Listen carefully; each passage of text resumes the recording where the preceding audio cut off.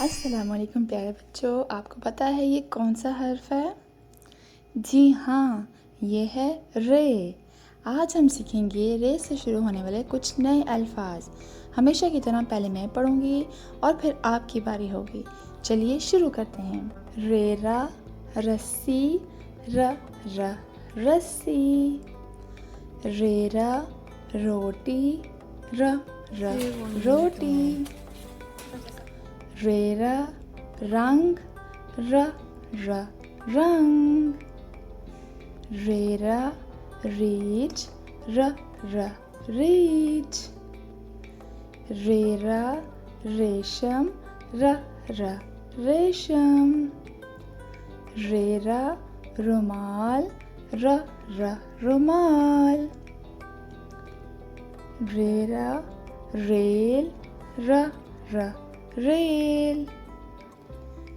RERA, रेढ़ी, र रेढ़ी। RERA, radio, र radio. प्यारे बच्चों, अब आपकी बारी है।